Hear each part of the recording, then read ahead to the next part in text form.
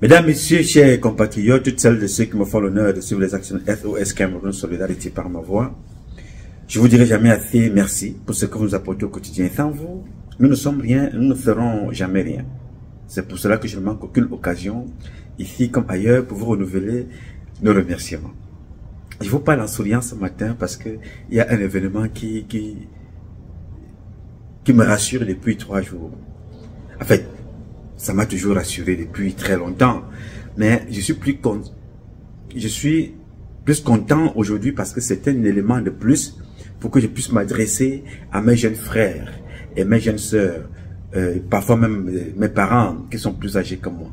Avant donc de vous parler de ce pourquoi je vous réunis ce matin, parce que se réunit toujours même quand on est deux, parce que toi et moi nous formons déjà 2, donc nous sommes en réunion. Avant de vous dire pourquoi est-ce que nous nous réunissons ce matin, je voudrais vous rappeler qu'aujourd'hui est un nouveau jour. Le Tout-Puissant, grand architecte de l'univers, nous a encore fait grâce, don de la vie. De la vie, du souffle de vie et de la santé. Parce qu'il arrive parfois que tu sois en vie, mais que tu ne sois pas en santé. Et parfois que tu sois même malade, mais que tu n'aies pas le souffle de vie. C'est-à-dire, on a substitué ton souffle à l'hôpital. C'est-à-dire que tu as une bonbonne de souffle là, parce que tu es dans le coma. On te maintient comme ça en vie en attendant qu'on te soigne. Et que Dieu apporte sa bénédiction. Il y a d'autres qui y vont, dans ce coma-là, ils ne reviennent plus.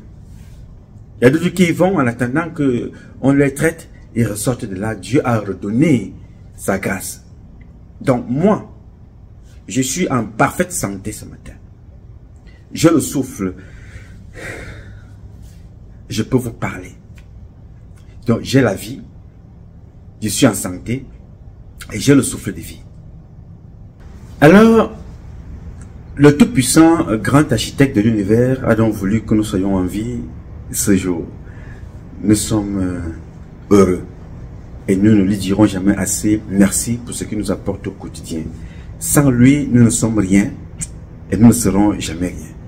C'est pour cela que je lui dis ce matin, un petit Zamban Kombo, dans le grand architecte de l'univers, de nous bénir, de bénir nos journées, cette journée-ci, ce mois qui commence, de nous accompagner dans l'exercice de nos activités, de nous pardonner nos péchés que nous avons bien pu faire tout au long de ce mois d'août qui vient de s'écouler.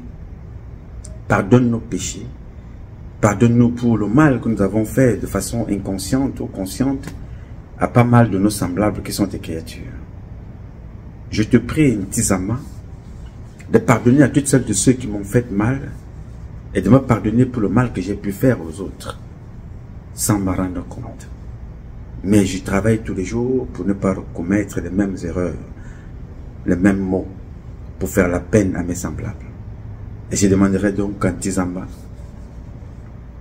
de repousser très loin de moi et très loin de nous tout esprit mécréant, méchant, malveillant, tentant de nous dérouter de nos chemins initiaux. De repousser très loin de nous tout esprit malveillant, méchant, dangereux, tentant d'investir nos âmes. Qu'il nous protège, qu'il nous éloigne. Et que tous ces esprits-là soient brûlés, détruits, et que la fumée de leurs cendres ne puisse pas voir la noirceur de la nuit, encore moins la lumière du jour. Parce que seul Dieu est la lumière. Cela ne sert à rien à toi et à moi, ensemble, d'éteindre la lumière des autres parce que nous voulons briller. Chacun de nous a la lumière de Dieu. Un jour, pour la petite histoire, nous dirons merci à Dieu Tout-Puissant de bénir nos parents, de bénir toutes celles et ceux qui ont eu la grâce de voir ce jour, de nous bénir. Et nous avons tous une pensée pour ceux qui nous ont quittés. Je vais vous raconter une petite histoire avant de vous dire ce pourquoi je vous ai réunis ce matin. Un jour, mon oncle, je lui pose la question, tonton, dis-moi un peu, parce que chaque fois, je vois des gens, certains dans leur maison, ils ont des bougies. Mais, ils ont des bougies, d'autres dans des églises, qui vont dans les églises achètent les bougies. Est-ce que pour croire en Dieu et prier Dieu, il faut absolument une bougie? Iria. Oh, Patrice Nouma, mon fils, un enfant aussi curieux. Mais c'est bien d'être curieux quand on veut apprendre. Me dit-il. Il me dit, écoute, avant de répondre à ta question, je vais t'en poser une. Et, de par ta réponse, naîtra la vraie réponse, ou une mauvaise réponse, ou une pas du tout de réponse. Alors, il me posa cette question. Tu veux croire en Dieu? Tu crois en Dieu? Et tu as toujours cru en Dieu, n'est-ce pas? J'ai dit oui, tonton. Il me dit, imaginons que nous soyons dans le désert, ou que tu sois dans le désert, et que tu veux croire en Dieu, tu veux prier Dieu, tu veux honorer Dieu, et tu n'as pas de bougie pour allumer. Il n'y a pas de bougie autour de toi. Mais toi, pour que tu crois en Dieu, d'après toi, il faut allumer une bougie. Que fais-tu? J'ai dit, oui, mais tonton, c'est une question compliquée là. Il me dit, non, elle n'est pas compliquée, elle est simple comme bonjour. Que fais-tu? Tu veux croire en Dieu et tu crois que pour honorer Dieu, il faut allumer la bougie. Que fais-tu? Il n'y a rien dans le désert, il n'y a pas d'arbre, il n'y a rien, il n'y a pas d'eau, il n'y a rien. Tu fais quoi? Tu n'as pas de bougie. J'ai dit, donc comme il n'y a pas de bougie, tu ne croiras pas en Dieu, n'est-ce pas? J'ai dit, bon, pour vous dire vrai, je n'ai pas répondu à ces questions. Je me limitais à, bon, je pense que, mais vraiment, tonton, la question là, non, pas que la question là, est-ce que, comme tu n'as pas de bougie, tu ne pourras pas honorer Dieu? J'ai dit, je pense que, tonton, cette question là est, je n'ai pas répondu à la question parce que je n'avais pas de réponse. Alors, tonton me dit, tu es dans le désert. Tu veux honorer Dieu. Toi, tu es habitué à la bougie. Tu allumes la bougie. Tu allumes la bougie. Parce que quand tu allumes la bougie, là, il y a plusieurs lumières que tu as allumées. Là, dans ton acte, il y a l'allumette et il y a la bougie que tu as allumée. Ça fait deux lumières. Tu es tel autre. Ça, c'est le geste que vous faites tout le temps. Mais tu es dans le désert, tu ne peux faire aucun de ces gestes-là. Alors, d'après moi, qui suis ton père, qui suis ton oncle, qui suis ton parent né avant toi, qui a vu des choses, je pense que il y a une bougie dans le désert.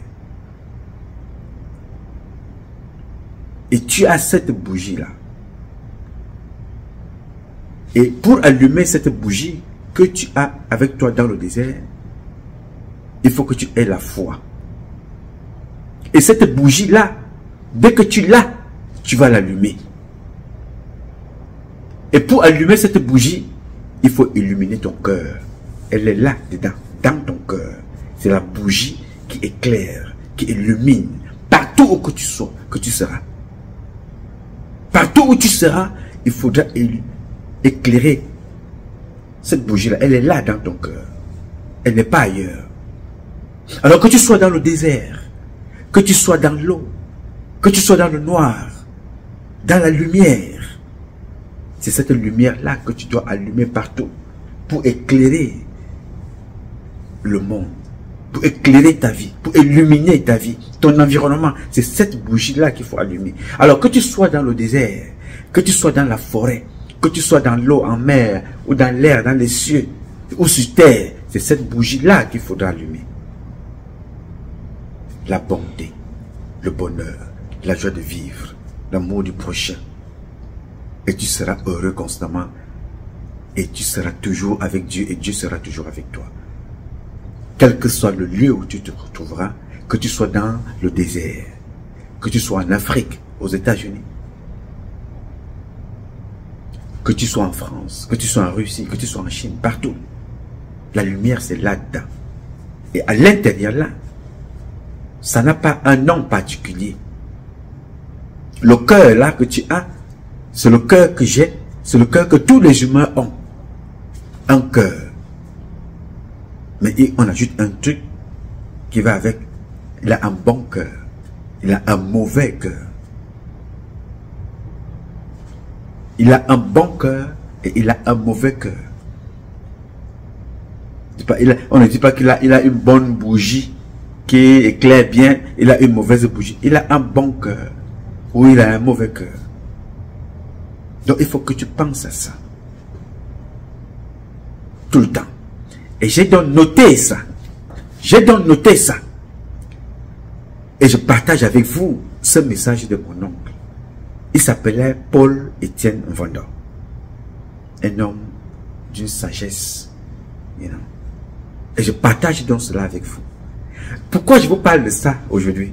En souriant et tout en étant fier d'être la créature de Dieu que je suis. Imparfaite comme créature, mais consciente des erreurs et consciente des enjeux et de ce qui me reste à faire. Tous les jours, j'apprends. Et il y a une nouvelle action qui s'est posée cette journée. Bon, cette journée, parce que je parle avec vous aujourd'hui, mais elle s'est produite il y a 2-3 jours. J'ai changé donc avec vous pour partager et vous dire les merveilles de Dieu. Et quand je vous le dis, je suis content. Moi-même, je sens comment la santé et la vie m'animent. À l'instant T où je vous parle, ce qui s'est passé hier, c'est passé hier. La vie, c'est au présent. Là, maintenant, en s'inspirant du passé, en se projetant vers l'avenir. Mais ce qui s'est passé hier instruit notre avenir, en commençant par aujourd'hui. À l'instant où je vous parle là, les enquêteurs gabonais recherchent plusieurs marabouts d'Ali Bongo. À l'instant T, je dirais à l'instant P, à l'instant présent, on recherche plusieurs marabouts d'Ali Bongo en ce moment en fuite. Vous voyez comment le Seigneur est merveilleux? Est-ce que vous voyez comment Allah est merveilleux? Qu'est-ce que nous disait Ali Bongo il y a encore quelques jours? Écoutez-le encore et nous allons commenter par la suite, vous dire ce qui se passe réellement. Écoutez et regardez. I'm Ali Bongo Ondimba, President of Gabon, and I'm to send a message to all the friends that we have all over the world to tell them to make noise. For the people here have arrested me and my family. My son is somewhere, my wife is in another place, and I'm at the residence. Right now, I'm in the residence and nothing happening. Nothing is happening. I don't know what's going on. So I'm calling you to make noise, really.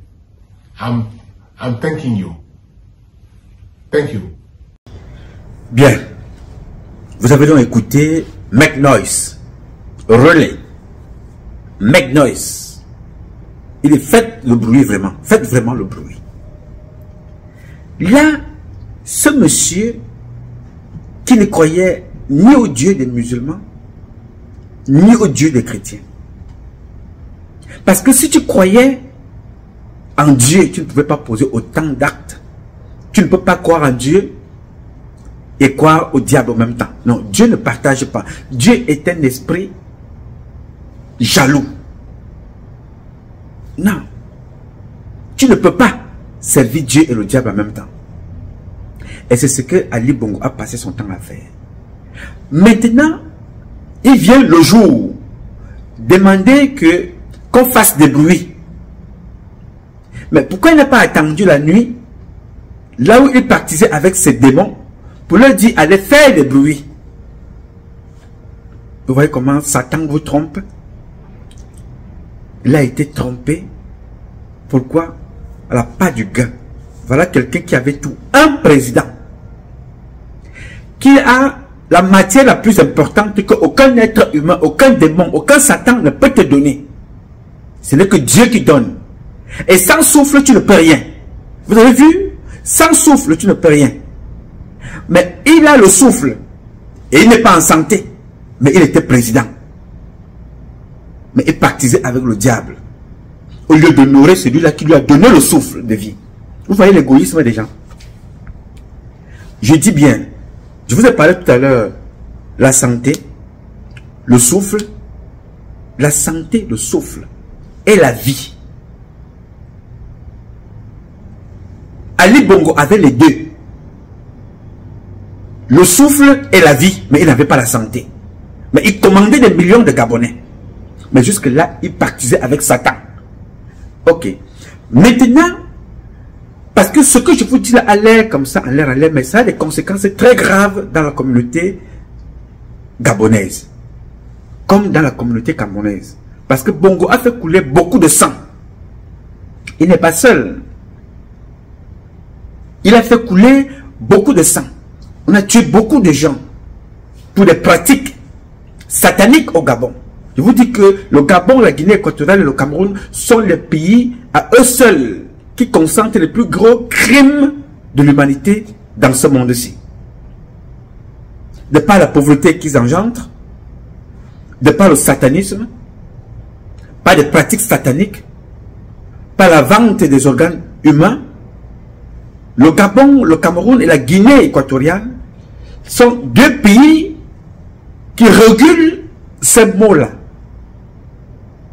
Pour plusieurs raisons qui ne s'expliquent pas. Comment tu es président? Tu penses que pour perdurer, il faut que tu tues ton frère. Comme je vous parlais tout à l'heure de la lumière de mon oncle. Il faut éteindre la lumière de l'autre pour que toi tu brilles. Voilà donc les conséquences qui le rattrapent. Les marabouts qui ont passé leur temps, je dirais même les charlatans. Parce que les marabouts, il faut qu'on apprenne à vous expliquer. Les marabouts, dans certains pays, comme le Mali, le Sénégal, les marabouts sont des personnes qui passent leur temps pour prier. C'est une culture chez eux. Ils prient. Ils disent, voilà, vous avez un problème, vous allez voir le marabout. Ils se mettent en communauté pour prier, pour porter des prières. Ils mettent tout en prière. Ce n'est pas des charlatans qui te disent, va tuer tel pour vivre longtemps. Non, monsieur. Mais il y a donc, dans cette culture, qui veut que les marabouts soient des gens qui passent leur temps à lire le Coran, à prier Dieu. Il y a d'autres charlatans qui se passent pour des marabouts, qui vont commencer à vous demander des choses très compliquées. Si tu ne réussis pas, c'est parce que ta tante là t'a bloqué. Ta tante là t'a attaché. Ton oncle l'a fait ceci. Bon, les esprits demandent que tu donnes ton fils. Les esprits demandent que tu donnes ta femme. Les esprits demandent que tu donnes si tu donnes ça. C'est ce que Biya a fait. Il a sacrifié sa femme, Jeanne-Irène Biya. Il n'est pas seul. Mobutu faisait pareil. Est-ce que c'est moi qui dis ça? Moi, je ne suis que là que pour vous réveiller et pour vous rappeler des choses et dire aux jeunes gens, ne faites pas ça. J'ai un témoin qui était là quand Mobutu faisait ça. Et il a parlé. Il n'était pas n'importe qui, c'était un ministre. Écoutez ce qu'il disait. Il avait beaucoup de gris-griens, beaucoup de talismans. Je ne sais pas si Mobutu a eu les plus grands magiciens de ce monde, les plus grands marabouts de ce monde, les sorciers les plus puissants de ce monde. Les magiciens, je les ai vus personnellement. Je les ai vus boire un verre de sang humain pour son pouvoir, pour sa force, pour son autorité. C'était incroyable. Bien. Il a vu Mobutu boire un verre de sang humain. Verre de sang. Mais en ce moment-là, il ne pouvait pas parler. Lui, le ministre. Il ne pouvait rien faire. Lui, le ministre. Pourquoi il ne pouvait rien faire? Parce qu'il n'avait pas mon courage. Il n'avait pas la volonté de sacrifier le pain, la viande, les meilleures conditions de vie, le chauffeur, le gardien du corps, l'argent, le pouvoir, son poste. Il ne pouvait pas sacrifier ça. Mais il est resté là. Et il vient nous parler aujourd'hui que Mobutu, il a vu Mobutu boire un verre de sang humain. Et le même ministre qui parlait là, de la communication, vous faire comprendre que Mobutu a couché avec presque toutes les femmes de ses collaborateurs. Mais ils étaient toujours là. Est-ce que vous pensez que Mobutu est seul dans cette action? Non. Biya a fait pareil. Et plusieurs ministres de Biya ont fait pareil. Ali Bongo aujourd'hui est en train de payer donc ces comportements-là. Le sang humain. Pourquoi Ali Bongo n'appelle pas tous ces démons avec lesquels il traitait là pour dire venez me redonner le pouvoir? Laissons la France. Laissons que ce sont son neveu. Laissons que ce sont les militaires. Quand tu tuais des personnes, tu étais toujours avec les mêmes militaires. N'est-ce pas? Tu croyais les contrôler. C'est toujours le même peuple que tu croyais avoir neutralisé, parce que comme on dit au Cameroun, on ne sait pas ce qui a inoptisé le peuple camerounais. Non, monsieur. Dieu, les gars, Dieu agit à son temps. Dieu n'agit pas au temps de Nouma. Non. Dieu n'agit pas au temps de Nouma. Non. Je vous ai déjà expliqué que Dieu agit exactement comme vos parents à la maison. Le papa ou la maman à la maison, ils ont 2 ou 3 ou 4 enfants. Je dis, ces gens-là, les plus grands démagogues, les plus grands observateurs, les plus grands psychologues sont vos 2 parents que vous voyez là. Ils vous observent. Ils vous aiment tous. Ou toutes. Mais ils ne vous aimeront jamais de la même façon. Oui, monsieur. Parce que le papa ou la maman savent très bien que quand il a fini de manger ou qu'elle a fini de manger, elle sait quel est le fils ou la fille, quel est celui de ses enfants qui viendra débarrasser le plat sans qu'elle ne t'appelle ou sans qu'il ne t'appelle. Quel est celui-là qui se lève le matin, nettoie la maison? Quel est celui-là qui se lève le matin, arrange les chaussures de papa, arrange les chaussures de maman, est toujours prompt et prêt ou prêt à faire quelque chose pour à la maison, pour satisfaire tout le monde, sans qu'on ne lui demande. Et les parents savent aussi, celui-là qui arrive à la maison, qui ne fait jamais rien, mais que quand il commence à laver la marmite, à balayer le sol, il fait tellement de bruit que tout le monde doit savoir qu'il est en train de laver le sol. Maman! Ben, j'ai déjà lavé les assiettes, hein? Oui, parce que les assiettes c'était ça là. Maman, j'ai lavé, j'ai nettoyé. Oui, moi j'ai nettoyé. Quand il a fini de faire ça, attends-toi à une demande. Papa, il y a le nouveau iPhone qui est sorti, hein? Asango, Obine. Papa, maman, j'ai fait les courses là, j'ai arrangé ça. Ce que tu me disais l'autre jour, de faire là, j'ai fait ça. Oui, mon fils, c'est bien. Maman, le laptop là, mon ordinateur là, tu m'avais dit que mon ordinateur là, il y a les nouveaux ordinateurs qui sont sortis, maman. C'est quand tu as besoin de quelque chose que tu décides de laver les assiettes, de nettoyer la maison, de répondre à ce que maman passe son temps à crier toute la journée. Tu ne suis pas. C'est quand toi tu as besoin d'un nouveau laptop, tu as besoin d'un nouveau ordinateur, tu appelles la maman en France, tu appelles la maman aux États-Unis, tu appelles papa, tu appelles parce que toi, c'est à ce moment-là ton besoin. Mais faire des cours, étudier, non. Mais c'est quand ça t'arrive toi, que toi tu veux que le père agisse. Non monsieur, il n'agira pas. Même si là, il ne va pas te donner. Pas parce que toi tu veux. Et quand toi tu veux, que le père va agir. Non. Mais tu verras qu'à la maison, il y a toujours une qui ne manque de rien. Elle n'est pas la plus brillante à l'école. Elle est même très nulle. Mais elle fait trop d'efforts. Mais les parents sont toujours là pour l'encourager. Vous dites, mais comment? Mais celle-là, elle a toujours 0. Elle a toujours 9 sur 10. Elle a aussi, mais elle a tout. Mais elle a une autre qualité. Elle sait se soumettre, elle sait travailler, elle sait compenser son manque d'aptitude à s'adapter à la langue française, anglaise, aux mathématiques, non. Elle sait compenser ça tout en étant disponible auprès de ses parents, auprès de sa grand-mère, auprès de ses frères et sœurs. Il faut encourager celle qui a toujours la sous-moyenne, mais tu es prompt à travailler. Mais toi qui penses que comme tu amènes la moyenne à la maison, tu as 15 sur 20, 14 sur 20, mais à la maison tu ne fais rien, tu ne t'occupes pas des parents, tu ne les respectes pas, mais tu veux qu'on s'occupe de toi. Non monsieur, Le Père va te faire la politique. S'il vous donne à tout le monde, là, comme c'était prévu tous les mois, 10 francs, 10 dollars. Mais vous allez voir qu'il vous a donné 10 dollars. Et discrètement, il va donner à l'autre là 20 dollars.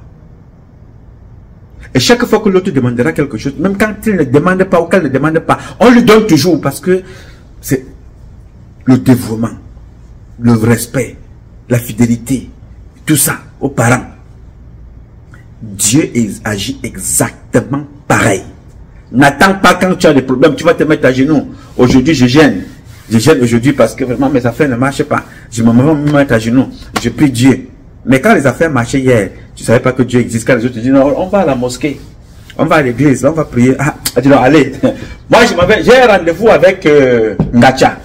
Bon, j'ai un rendez-vous avec Odorusu. On se parle tout à l'heure. Mais quand tu as des problèmes, oh Seigneur Dieu, c'est pas possible. Qu'est-ce qui m'arrive comme ça? Oh Seigneur, où est mon chapelet? Je commence à prier quand je suis dans les problèmes. Dieu n'agira pas. Dieu agit à son temps. C'est ce qui arrive donc à Ali Bongo.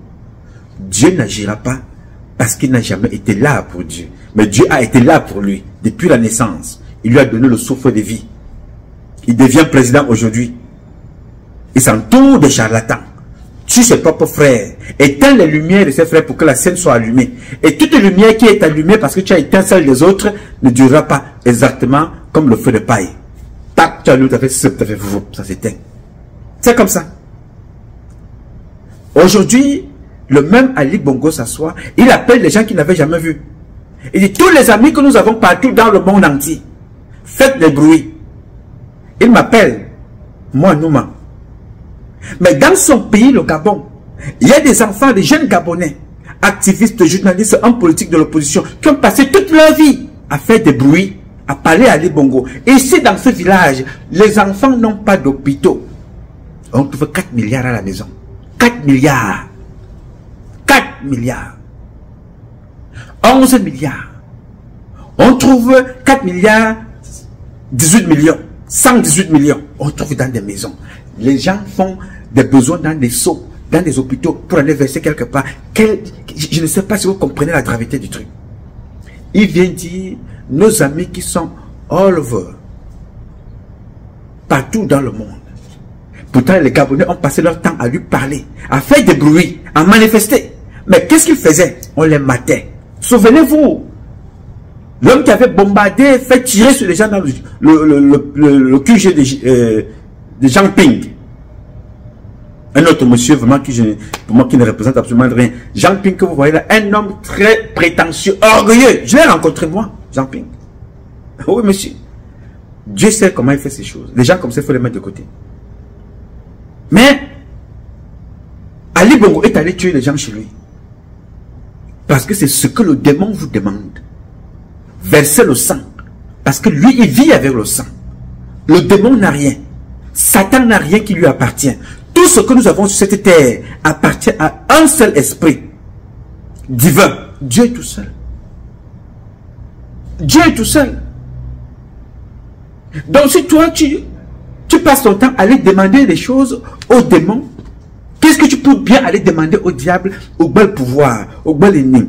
Tu as la santé avant de tomber malade, mais tu vas te confier à des esprits maléfiques. Alors que c'est lui qui te donne. Si tu fermes ton nez et ta bouche, quelques secondes après tu meurs. Donc c'est lui qui te donne ce souffle de vie là. Parce qu'aucun gouvernement ne peut te le donner. Aucun être humain sur terre.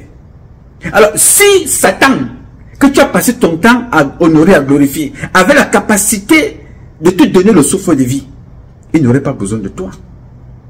Il ne te demanderait pas de tuer à gauche et à droite. Il aurait créé sa communauté.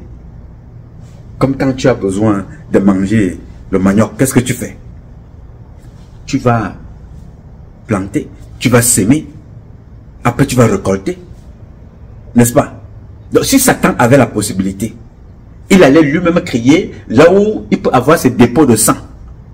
Pourquoi lui vient puiser son sang dans les créations de Dieu? Si Satan est puissant, il te dirait que voici ma nature, voilà là où j'ai créé mes humains.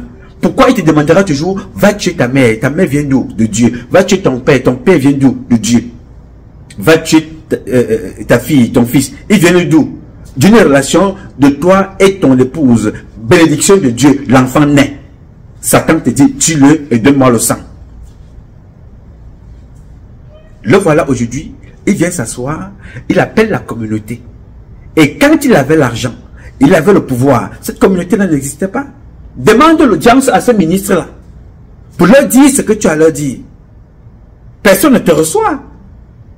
Et quand ils sont en campagne, ils viennent là, ils sont dans vos cuisines, ils viennent cogner vos portes. Mais dès qu'il est élu, pour le voir, tu commences à faire le courbette chez le chauffeur. Chauffeur. Il faut passer sur le garde du corps. Et pourtant, tu es un docteur. Le garde du corps, il a son rôle. Il est spécialisé dans la sécurité. Tu es ingénieur. Tu veux parler à Bongo, à Biya, à Sassou Nguesso, à Obiangema, des problèmes du pays où tu peux apporter ton apport. On va préférer les prostituées. Comme au Cameroun. On préfère les influenceuses. Parce qu'elles montent les fesses à la télé. Le docteur est au quartier. L'ingénieur est au quartier. Et quand bien même tu vas le voir, il te demande qu'il faut d'abord qu'il t'abuse sexuellement. Mais est-ce que vous comprenez ça? Aujourd'hui, donc, les marabouts d'Ali Bongo, qui ont passé leur temps à tuer les personnes, sont recherchés pour des crimes. Pour avoir ôté des vies. L'entourage d'Ali Bongo est arrêté. Pourquoi? Vol. Ils ont détruit des vies des gens. C'est important pour toi qui écoute ça, qui regarde ça.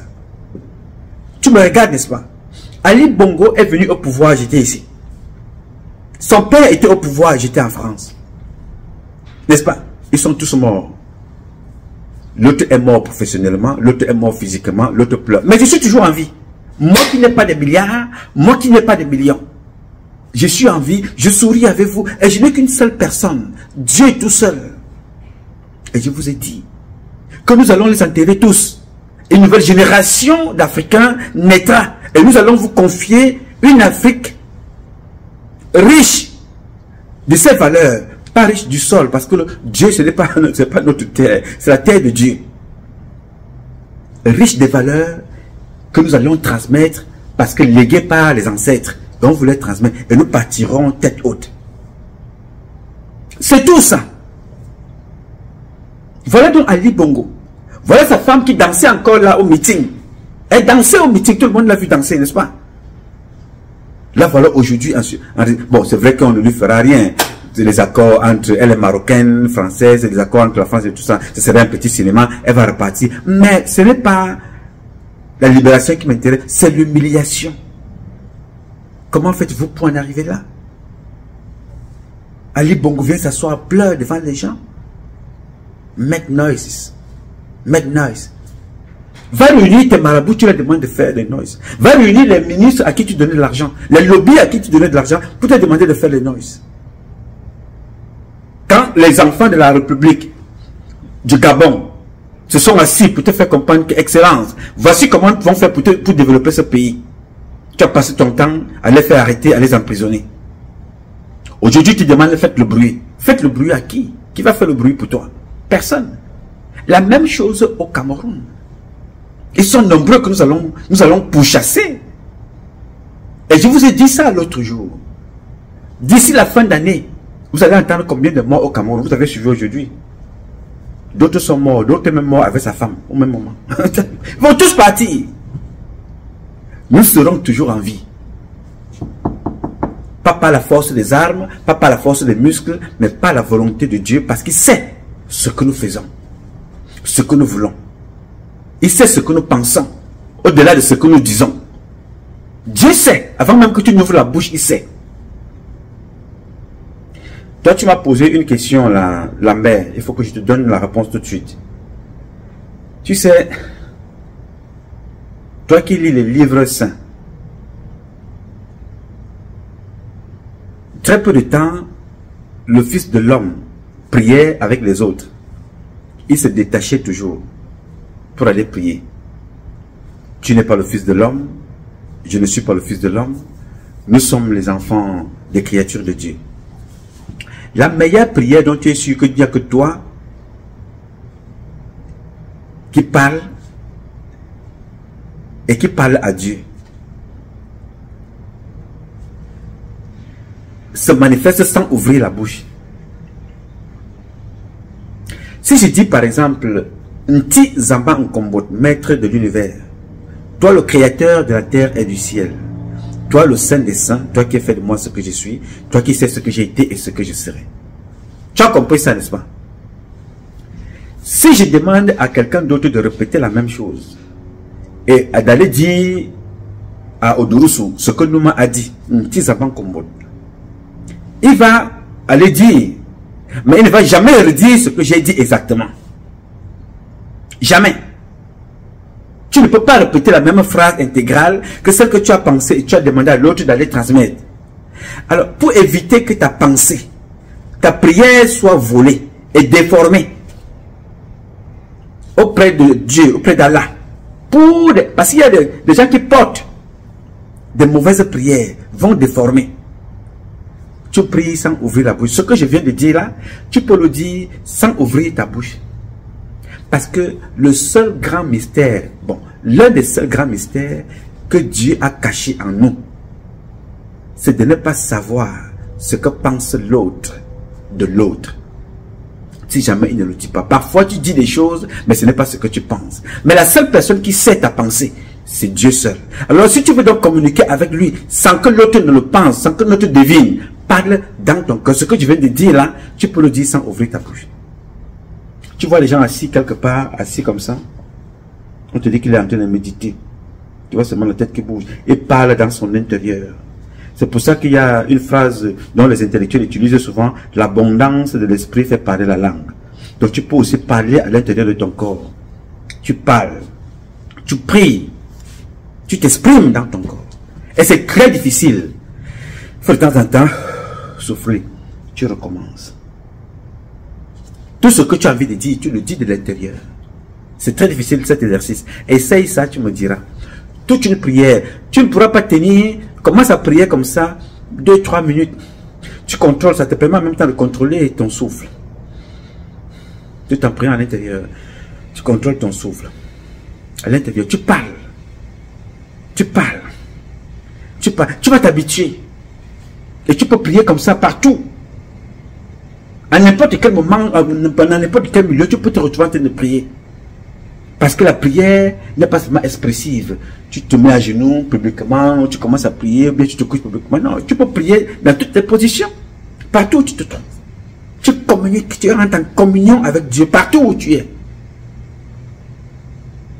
Il t'arrive parfois, si je te demande aujourd'hui, assieds-toi et parle-moi de la maison de ton père au village. Tu vas te projeter, n'est-ce pas? Tout de suite, tu te déportes. Ton esprit quitte. Oui, je vais t'apprendre ça en privé. Ton esprit quitte ton corps et va directement au village. Et tu commences à voir la maison, comment elle se présente. Fais l'expérience. Quand tu rencontres l'un de tes anciens camarades de classe, quand tu l'embrasses là, qu'est-ce qui te fait l'embrasser? Parce que dès que tu le vois, tout de suite, tu t'es déporté dans des années passées à l'école. Ce que vous avez fait ensemble, les moments que vous avez passés ensemble, tout de suite, en une fraction de seconde, te reviennent. Tu l'embrasses fort, tu dis, mon frère, qu'est-ce que ça fait longtemps? On ne s'est pas vu, mais dis, regarde-toi, regarde comment tu es. Look you. Mais tu n'as pas changé, hein? Oh ma soeur, regarde-toi, tu es toujours belle. Oh mon frère, regarde comment tu es toujours beau. Oh là là, ça me rappelle quand on était à l'école là. Oui, à l'école de la Liberté. On était à Saint-Michel, on était au lycée Jos. Oh là là là là là là. On était au lycée de Nebel. Mon frère, dis donc, t'as dit que ça me rappelle. T'as dit que tout de suite, tu t'es plongé, tu as pensé au foot, au sport, tu as pensé à la musique, tu as pensé aux blagues à l'école. Ça t'a projeté. C'est ça la capacité de penser, de se téléporter. Et tu peux comme ça aller chercher loin des choses si tu es en accord avec ton corps. Si tu es en accord avec ton corps, tu peux aller chercher beaucoup d'énergie dans le passé, beaucoup d'énergie dans les ancêtres, beaucoup d'énergie dans les parents, beaucoup d'énergie dans ton vécu. C'est très important. Et ça, ce que je te dis là, ça se passe avec toutes choses. Même dans le repas. Il t'arrive de te rappeler que quand je mange tel repas, il me fait du bien. Il est énergétique. Quand je mange tel repas, il me fait dormir. Quand je mange tel repas, je rôte beaucoup. Quand je pense à tel repas, même si c'est quelqu'un d'autre qui le mange, ça a des effets négatifs. Ça me rappelle de mauvais souvenirs. La prière est pareille. Il faut te projeter pour être en accord avec Dieu. Jésus, il arrivait parfois, il abandonnait ses amis. Il allait s'asseoir quelque part à la montagne. Pourtant, il est parti avec ses frères pour aller prier. Hein. Il abandonne ses frères quelque part. Ils sont là en bas. Il monte de l'autre côté, il va s'asseoir. Parce que nous sommes tous des créatures de Dieu, mais nous sommes créés différemment. Il y a des gens qui ont développé les esprits négatifs,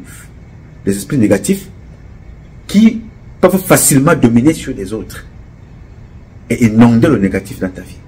C'est comme tu peux être avec une femme, tu es avec elle pour une demi-journée, 1 minute dans un lit, vous n'avez même pas couché ensemble.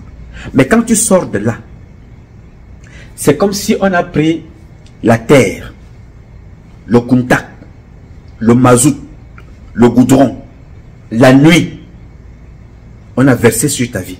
Tout est noir. L'homme aussi pareil. Tout est noir. Tu te dis que avant-hier, ma vie était... Les choses marchaient, mais comment ça fait-il que subitement, tout a sombré? Mais il y a aussi des gens que quand tu les rencontres dans ta vie, oh my dear God, tu as passé une nuit avec elle, ou tu as passé une nuit avec lui, ou bien tu as été quelque part avec lui, vous êtes assis, vous avez parlé. Quand tu sors de là, c'est comme si on a pris les étoiles, on a pris la lune, on a pris le soleil, on a pris la lumière du jour, on a ajouté aux lumières artificielles, les ampoules, on a braqué dans ta vie. Tu ne brilles plus. Mon frère, tu scintilles. De loin, quand on te voit, on ne voit que des étoiles. Tu scintilles de partout. C'est parce que dans ton corps intérieur, tu as nettoyé. Et tu as rencontré aussi quelqu'un qui est nettoyé. Et ensemble, cette énergie-là te propulse. Il y a des gens que tu rencontres dans ta vie, dès que vous vous séparez, comme ça, les problèmes commencent. Qu'est-ce qui ne va pas? Qu'est-ce qui n'a pas marché? Ressaisis-toi. C'est bien parce que quand vous étiez ensemble, le pire ne s'est pas produit. Rentre à la maison, puise de l'eau et prie sur cette eau-là. Bois cette eau. Tu te purifies, tu te donnes 3 jours de jeûne.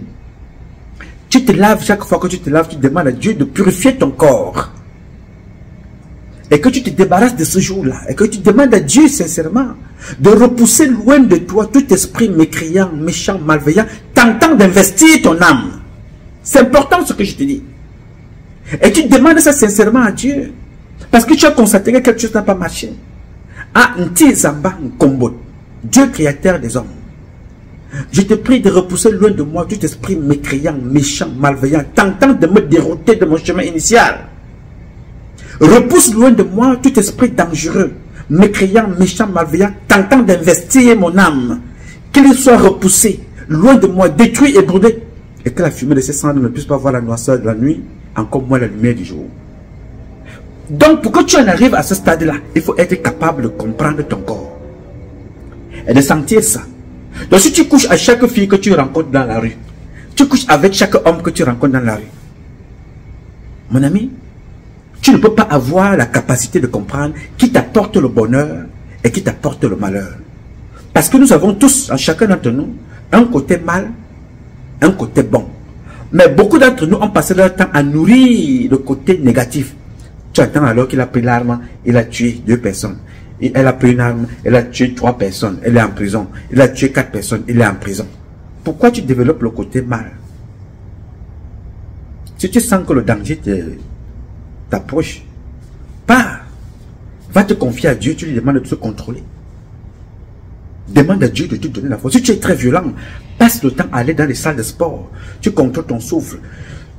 Quand tu rentres à la maison, il y a des personnes que quand il est énervé même contre sa femme, il y a trop de colère. Il sort d'abord, il va marcher. Et quand il revient, il est un peu plus calme. Il peut discuter. Donc, je te dis ça pour te faire comprendre que évitez donc de vous retrouver dans la situation d'Ali Bongo, où ils ont passé leur temps à convoquer, à fonctionner avec le diable. Mais c'est quand ils sont maintenant déçus par le même diable qu'ils savent que les humains existent. Ils vous appellent. Non, ne faites pas ça. Soyez vous-même. Il n'y a qu'un seul être, Dieu, qui est secondé par vos parents. Et vous, vous venez en troisième position. Parce que vous aussi, vous êtes des parents. Votre comportement aura un impact sur vos enfants, sur vos filles, sur vos fils, et dans votre environnement. Yes, sir. Donc, je voulais vous dire ça, partager ça avec vous, pour vous dire que vous êtes en train de voir la manifestation de Dieu. Je ne vais pas aller chercher dans les livres d'histoire, les livres de géographie, les livres religieux. Dieu vous donne des exemples devant vous. Voilà quelqu'un qui a eu le pouvoir et n'a pas su gérer et sort par la petite porte. Voilà une femme d'Ali Bongo qui passait partout, les Scott, les motos, ça brillait exactement comme avec Chantal Biya. Là voilà aujourd'hui. Les gens qui travaillaient avec elle, humiliés, des voleurs, on les présente dans les télévisions. Les dernières 24 heures à Libreville auront été très mouvementées. Après l'annonce à l'aube de la prise du pouvoir par l'armée gabonaise, s'en est suivi l'arrestation de plusieurs collaborateurs du président déchu, Ali Bongo Ondimba, et de son épouse, Sylvia Bongo Ondimba. Ces derniers sont accusés de malversation financière, blanchiment d'argent, falsification de la signature du président de la République, vente de stupéfiants, spoliation du patrimoine de l'État, entre autres. Dans l'un des bureaux stratégiques du chargé de mission de la première dame Kim Woo, des cantines d'argent, difficiles à justifier pour le détenteur. Cette pièce avait été mise à disposition de la cellule financière et ils ont les clés du coffre, ils entrent, ils font ce qu'ils ont à faire. Donc, vous n'êtes pas au courant du montant qu'ils manipulent? Le montant exact, je ne le connais pas. Et vous savez quand même à quoi servait cet argent? À quoi servait cet argent, oui. Normalement, c'est le bureau attaché directement à la personne de la première dame. Comment justifiez-vous autant d'argent après? Comment voulez-vous que je justifie, puisque je ne suis pas au courant qu'il en restait même. Le domicile, c'est chez vous, même si vous êtes locataire? Oui, oui, oui. Mais donc vous connaissez tout ce qui se trouve dans la maison en principe? Je sais qu'il y a un coffre, je sais qu'il y a ce champ, je sais que c'était de l'argent, bien sûr. Yann Goulou, directeur de cabinet de Nourdine Bongo Valentin, figure lui aussi au nombre des arrestations du jour, avec en sa possession plus de 4 milliards de francs CFA, plusieurs biens matériels, immobiliers et des parkings à couper le souffle. Oui, c'est retrouvé chez moi, oui. Quelle est l'origine de cet argent? C'est des fonds de campagne. Des fonds de campagne? Oui. Et combien? Je ne sais pas. Je ne sais pas s'ils ont dû compter, je ne sais pas. Une estimation? Je saurais vous dire. Je saurais vous dire, c'est les valises, comme ça je ne sais pas combien de valises contient, donc je ne peux pas vous dire. Je ne sais pas. Ça a été retrouvé dans quelle pièce? Dans le choc, c'était dans le salon. Dans la pièce, au milieu. Est-ce que vous êtes banque pour justifier? Vous êtes une banque pour justifier ou pas? Non, non. Enfin, je ne vais pas rentrer là. Si je comptais, c'est pas... non. Bon, faut dire que même l'origine du comptais... Le comité pour la transition et la restauration des institutions dit vouloir redonner au Gabon ses lettres de noblesse, restaurer la cohésion sociale et ramener l'espoir dans le pays tout en le construisant. Est-ce que tu réalises ça? Le fils d'Ali Bongo, voleur en plein jour, a-t-il créé une fondation? Non. Pour aider les enfants du Gabon? Non. Ils vous disent que l'argent qu'on a retrouvé là, c'était l'argent des campagnes. 4 milliards pour la campagne. On trouve chez l'homme de main de Madame Bongo des milliards. Ils vous disent même qu'on ne connaît pas le montant. Et les gens comme ça là, demandent à Dieu de les aider. Dieu prend son temps et il les humilie. Au Cameroun, notez très bien. Ça arrivera, je connais. Je ne demande pas quand. Parce que c'est une question que c'est Dieu seul qui agit en nous autres. Mais tout ce que je peux vous dire avec certitude, Ngongo Ferdinand ira en prison où il va fuir. Atamandi ira en prison où il va fuir. Même si là ils iront le chercher. Yes. Et nous savons aussi qu'il y a certains qui sont en prison, qui sont illégalement en prison, ils seront libérés. Yes. Donc, les gars, je suis heureux. Je suis un homme heureux. Je suis un fils de la République heureux. Je suis fier de Dieu et je suis fier de vous. Croyez en vous. Ayez foi en Dieu et écoutez vos parents. Croyez en vous. Ayez la foi en Dieu. Écoutez vos parents. N'écoutez pas les charlatans. Ali Bongo vous parle. Voilà toute une famille qui finit comme ça. Le fils en prison. Sa femme arrêtée. Lui-même chassé. Voilà un président de la République. Tout un président qui a eu tout le pouvoir. Et la cerise sur le gâteau, j'ai voulu garder ça pour la fin, pour vous. On vous dit que le gars qui est à côté de lui, là, il est général. On vous dit que c'est son neveu ou c'est son cousin. Qui a fait de lui général? Est-ce qu'il est né général? Si ce n'est pas Ali Bongo qui a fait de lui général, c'est le père d'Ali Bongo qui a fait de lui général. À la fin, c'est lui qui les finit tous. Vous avez vu comment les choses se passent. Dieu utilisera celui qui est à côté de toi pour te finir. Et Dieu utilisera celui qui est très loin de toi pour t'éclairer. Malheureusement, vous n'avez ni la vision lointaine, ni la vision à côté, pour vous écouter celui qui est loin et pour voir le danger qui est à côté. Vous êtes aveuglé par le bling-bling, par l'argent et par le pouvoir. Vous refusez donc maintenant la réalité pour laquelle vous êtes là. Parce que la réalité c'est quoi? Améliorer les conditions de vie des peuples. Répondre aux aspirations des peuples. Et ça c'est partout. Sassou Nguesso va passer. Le monde, Poutine a changé le monde. Maintenant, les Français et les autres sont obligés de courir pour ne pas être pris de court et chassés comme les enfants. Sassou Nguesso, même si Sassou Nguesso met son propre fils là-bas, il va être chassé. Mais il y a une façon de faire que Sassou Nguesso peut exploiter pour qu'il ne soit pas humilié. Pendant ou après. Il y a une seule chose qu'il doit faire. Pour le moment, je ne peux pas vous la dire ici. Oui, monsieur. Il y a une seule chose que Sassou Nguesso doit faire, que Obiangema doit faire et que Paul Biya doit faire pour sauver leur tête. Parce que là, maintenant, il n'y a rien à faire. L'Amérique les a lâchés. La France les a lâchés. Tout ce que vous voyez en ce moment-là, c'est du fion-fion. Du flafla. Du waya-waya. Nous avons la recette pour que Paul Biya, Sassou Nguesso, Obiangema, leur honneur soit sauvé. Nous avons la recette. Mais malheureusement, ils ne peuvent pas suivre. Oui, monsieur, ils ne peuvent pas. Alors, toi, jeune, je voudrais te dire que de tout ce que nous sommes en train de dire là maintenant, tu dois suivre une chose. La foi en Dieu. La foi en Dieu. La foi en Dieu. Aucun marabout ne peut changer ta vie. Aucun charlatan ne peut changer ta vie. Il y a 3 personnes qui ont donné des bases pour que ta vie change. Il y a Dieu, il y a les conseils, l'éducation de tes parents, et il y a ta propre volonté. Ta propre volonté part de quoi? Pas de l'ensemble de tout ça et de l'enseignement que tu as réussi à obtenir autour de toi. L'apprentissage par observation. L'apprentissage par l'environnement. Par ce qui se passe autour de toi. Ali Bongo, Omar Bongo, les Bongo, les Sassou Nguesso n'ont pas été de bons enseignants, de bons transmetteurs des valeurs. Donc ça doit t'inspirer des choses à ne pas faire.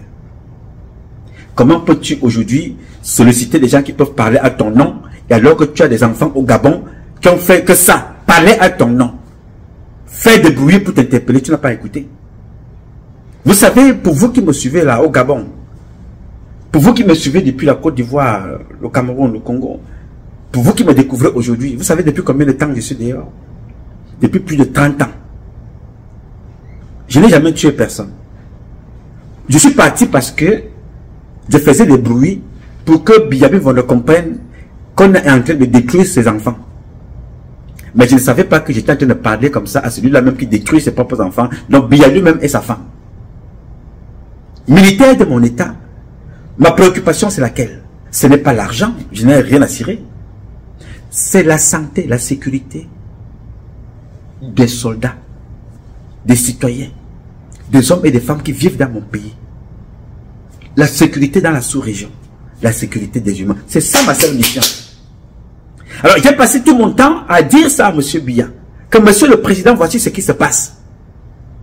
Même quand je suis sorti, comme il ne lisait pas mes notes, je me suis dit, voilà, il faut utiliser les plateformes que les Américains, les Camerounais, les Africains ont créées. Ces plateformes-là pour parler. Let me speak out. Laissez-moi parler. Let me spray. Laissez-moi pulvériser. Mais qui m'a écouté? Qui a écouté? Aujourd'hui, Ali Bongo va s'asseoir. Si vous regardez le nombre des interpellations que j'ai fait à ce monsieur-là, est-ce qu'il a écouté ça? Le nombre des interpellations que j'ai fait à celui qu'on appelle Sassou Nguesso, est-ce qu'ils ont écouté? Bon, il est très facile qu'un président africain, qu'on a lui dit que Patrice Lumumba qui est aux États-Unis là, parle mal de toi. Il est facile que son entourage voleur de milliards là, aille lui dire ça, que d'aller lui faire comprendre que Patrice Lumumba que tu as vu là, a créé une compagnie d'aviation qui peut être utile en Afrique et dans la sous-région. Il est très difficile qu'on aille lui faire comprendre que ce garçon-là est promoteur de l'eau qui nous est importante ici dans ce pays. Il est très difficile pour eux d'aller dire à Sassou Nguesso, au Ma Bongo, à Obiangema, à Paul Biya, que Patrice Lumumba est formé militairement. Il a une expertise sécuritaire. Il a l'institut qu'on appelle Cameroon Institute of Peace and Security. Très difficile. Vous savez pourquoi c'est difficile pour eux? C'est difficile pour eux. Pourquoi? Parce que de là où ils sont, ils ne sont pas là parce qu'ils ont l'expertise. Alors quand j'arriverai, ou bien alors quand un Gabonais qui a de l'expertise, ou un Congolais, ou un Sénégalais, ou un Ivoirien, peut arriver avec son expertise, celui qui est là pour voler sans rien faire, sera viré. Automatiquement, il ne peut donc pas parler de moi au président. Et comme le président lui-même est un imposteur, il ne peut pas prêter attention dans ce qui se passe dans le monde. Il se contente donc des gens qui viennent lui dire, Excellence, tu es beau. Excellence, là, non, on a fait le... Ils appellent ça comment? On a fait le sondage. Non, tu es gagnant. Nous sommes allés voir Alain Mimbo. Il nous a dit que non, mais comment, tu es gagnant à 98%. Non, Excellence, c'est toi qui gagnes. Bon, regarde la foule, regarde la foule. Regarde cette foule-là, c'est toi qui gagnes. Ils aiment ça, complètement coupé de la réalité, du monde réel, parce qu'ils ont affaire à des courtisans qui mentent, qui volent, qui détournent, qui manipulent, qui tuent, pour faire plaisir dans le vide. On fait plaisir au néant. Oui, monsieur, parce que si tu existes, tu vas aller voir. Donc, comme tu es paresseux toi-même, tu fais de ceux qui te parlent tes adversaires, mieux, tes ennemis à abattre. Aujourd'hui, tu viens t'asseoir, tu dis, faites les bruits. Faites les bruits. Tu t'entoures des bêtis autour de toi au Cameroun. Le Cameroun sombre. Tu détestes les Bamileke, et pourtant que ce sont les mêmes Bamileke qui blanchissent ton argent. Le Cameroun sombre. Mais ceux qui essaient de te dire la vérité sont interdits de séjour dans leur propre pays comme moi. Sans passeport depuis plus de 30 ans. Maintenant, ceux qui ont eu des passeports, passeport diplomatique, le fils d'Ali Bongo voyageait en avion jet privé. La femme de Bongo, jet privé. Ali Bongo, passeport diplomatique. Là, voilà aujourd'hui, privé de liberté. Moi, je peux sortir tout à l'heure, aller faire pipi même à Washington DC. Dans le Maryland, partout là où je veux. Sans passeport. Je suis en liberté, n'est-ce pas? Je suis en santé, n'est-ce pas? J'ai vu qui? Dieu tout seul. Alors, les gens, les jeunes gens, mes parents, vous avez encore une chance de ne pas être humiliés. Rapprochez-vous de vos enfants que nous sommes. Ils sont en France. Ils sont en Angleterre. Ils sont en Allemagne. Ils sont même au Cameroun. Ils sont au Sénégal, en Côte d'Ivoire, en Afrique, au Ghana. Ils sont en Guinée équatoriale. Ils sont au Congo. Rapprochez-vous de vos enfants qui ont la science. Ne regardez pas la couleur de peau. Ne soyez pas complexés. Tous les blancs qui sont sur cette terre sont des noirs qui s'ignorent par complexe. Qui sont des noirs qui refusent de se reconnaître par complexe. Ils détestent les noirs pour certains, alors qu'ils vivent de la force des noirs, de l'énergie des noirs, de la richesse des noirs et de l'intelligence des noirs. Rapprochez-vous de vos enfants. C'est arrivé à Église de Billère. Personne n'a bougé. Personne ne cherche à réfléchir. À l'époque d'Église de Billère, Bazoum était là. À l'époque d'Église de Billère, Alpha Condé était là. À l'époque d'Église de Billère, tous ces gens-là étaient présents. Personne n'a bougé et pensait que je suis save. Souvenez-vous de l'ancêtre qui parlait du côté de la Côte d'Ivoire. Barbon Laurent. À l'époque, quand on arrêtait les chefs traditionnels, l'autre disait que non, ça se passe chez l'autre, ce n'est pas moi. Jusqu'à ce qu'on les arrête tous. Chacun, dans un match de football, le plan de jeu n'est pas le même pour chaque équipe. Et pour chaque match. Ça s'est passé en Centrafrique avec Archange Touadéra. Le plan de jeu était différent. Ça s'est passé, le match s'est joué au Tchad. Le plan de jeu était différent. Il s'est joué au Mali. Le plan de jeu était différent. Il s'est joué au Burkina. Le plan était différent. Il s'est joué en Guinée-Conakry. Le plan de jeu était différent. Le contexte était différent. L'atmosphère était différente. Mais la seule chose qui est la même, c'est l'Afrique. Il se joue en ce moment au Niger. La fin du match vient d'être sifflée au Gabon. Au Cameroun, ce sera différent. Mais le match va se jouer. Et ce sera la finale. Je ne veux pas que vous soyez humiliés. Je suis venu ici vous dire, je sors de Washington. Ce que j'ai écouté là-bas, permettre qu'on s'asseye et qu'on trouve rapidement des stratégies. Ce que j'ai trouvé là-bas, ce sont des hommes et des femmes. Mais nous sommes des hommes et des femmes. Il est temps de faire quelque chose pour vous et pour vos enfants, pour la communauté et pour le monde. Ne sortez pas humiliés. C'est comme ça que j'ai parlé à Prigogine ici là. Vous avez suivi cette vidéo là? Allez regarder la vidéo de Prigogine. Hein? Il y a ma soeur du Cameroun, elle m'a appelé Zina. Elle m'a dit, non, moi je ne sais pas où tu prends tes informations. Tu n'es pas un enfant normal. Elle s'appelle Zina, elle est au Cameroun. Elle m'a dit, je ne comprends pas. Allez regarder la vidéo. C'est intitulé Prigogine le Crègre. Et chaque crègre meurt toujours avec une balle dans la tête, un torchon dans la bouche et un bâton dans le cul. Nous ne sommes pas des prophètes. Nous sommes des créatures de Dieu très très intelligentes, comme toutes les créatures de Dieu. Apprenons seulement à nous écouter.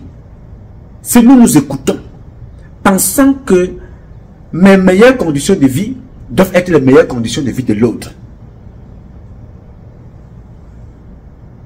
L'homme qui a fabriqué la voiture n'est pas forcément celui-là qui la conduit. Mais ça rend service à tout le monde. Le chauffeur conduit, il a appris à la conduire, le mécanicien l'arrange, le passager paye pour être monté, ainsi de suite. Chacun a son rôle dans la chaîne. Il est temps de se remettre en cause, et très rapidement. Alors, je vais finir cet échange avec vous ce matin en vous disant, honorez Dieu et célébrons la vie. Il n'y a que Dieu le meilleur. À ma soeur Chantal Bia, tu as été trompé, je te l'ai dit depuis des années. Le sang n'a pas empêché mon père Bia de vieillir. Le sang n'a rien changé au Cameroun. Désolation, malheur et crime. Pleure tout le temps. La chair humaine n'a rien résolu. Chaque fois je te parle ici, en te parlant de la Tunisie et de travestis. Aujourd'hui, je suis en train de venir. Tu vois ça. C'est là, à tout moment, ta vie peut basculer. Il est donc temps que tu prennes conscience que c'est terminé. Mais je ne veux pas que tu sortes humilié. Rapproche-toi de tes frères qui sont au Cameroun, qui pensent, qui sont à l'extérieur, qui pensent, qui peuvent faire une sortie honorable pour ton mari et toi et tes enfants. Je t'ai dit que tes enfants iront en prison. Mais il y a un moyen pour pouvoir préserver cela. Si vous ne le faites pas, vous allez être humilié. Vous allez être humilié. Je ne suis pas un charlatan. Je ne suis pas un messie. Je ne suis pas un prophète. Je suis un citoyen qui a la lecture des événements. À qui Dieu a donné quelque chose de différent. Comme il en a donné à tous ses enfants. Je vous le dis. Nos compatriotes partenaires occidentaux ont le sang à l'œil. Ils s'en foutent de ce que vous leur avez donné. Ils n'ont absolument rien à cirer. Regarde l'humiliation de Bongo. Aujourd'hui, on vous sort les biens de Bongo. On vous recite tous les biens de Bongo. Mais les mêmes faisaient la queue pour serrer sa main, pour demander les audiences. Ça va vous arriver dans les prochains jours, dans un avenir très proche. Faites attention à vous. Il est le temps de parler avec nous. Nous, vos enfants. Sans discrimination. Tous les enfants du Cameroun, tous les enfants du Gabon, tous les enfants d'Afrique, tous les enfants du Congo, de Guinée, il est temps que vous vous preniez en charge maintenant. Parce que tout ce qui se passe là, ce sont nos parents qui sont humiliés. On est fiers, mais est-ce que ça nous fait honneur? Non. L'humiliation de nos parents ne nous fait pas honneur. Démontre combien de fois nous sommes bêtes à être arrêtés comme ça avec des valises d'argent. Est-ce que ça a commencé au Gabon? La famille Obiangema nous a humiliés comme ça au Brésil. Avec un autre inculte qu'on appelle Théodoro. Humiliés comme ça. Valise pour aller donner l'argent aux prostituées. Des montres, de l'argent. En France, quand tu fais les courses, c'est les caméras qui suivent. Pendant ce temps, les gens manquent l'eau dans son pays. C'est nous qui sommes humiliés. Dans le combat que nous menons, on n'est pas pour le Cameroun, pour le Gabon, pour la Guinée. C'est pour toute l'Afrique. Il est donc temps qu'on prenne conscience. Chantal Biya, je t'interpelle. Je t'interpelle directement avec ton mari. Ceux qui sont autour de toi là, d'autres ont des enfants médecins qui sont dans les écoles, même si on sait comment ça se passe. Mais ils ont dit que ta fille, elle est folle. Demain matin, ils vont te donner les ordres comme ça se passe au Gabon là. Oswald Baboké que tu vois là, qui a fait semblant d'être là, momo comme ça, pourtant c'est un Satan avec son épouse. Tous les gens que tu as fait venir, voilà aujourd'hui Sylvia Bongo. Vous avez tout pareil, même temps pareil, même comportement pareil, même boulimie, la richesse du vol, la méchanceté pareil. Mais ce qui lui arrive, tu peux encore éviter ça en faisant une seule chose, en te mettant à la disposition de tes frères, de tes sœurs que nous sommes. Alors, prends conscience. J'ai dit ce que j'avais à dire aujourd'hui. C'était ma publication de ce matin, était pour dire aux jeunes gens, croyez en Allah, croyez en Dieu, Tizamba, soyez en Tizama, croyez en Ti, croyez à Si, croyez à Tatabe, croyez à God, croyez en Dieu. Appelez-le comme vous voulez, mais croyez en Dieu tout seul. Ne croyez pas aux charlatans qui sont autour. C'est eux qui ont tué Ali Bongo. C'est eux qui ont tué Paul Biya et tué tous ses enfants. Ne faites pas comme ces gens-là. Vous avez Dieu, vous avez vos parents, vous avez vous. Je m'appelle Nouma. Patrice Nouma. Je réponds au 001 551 666 10 27. I love you, but God love you more. Thank you.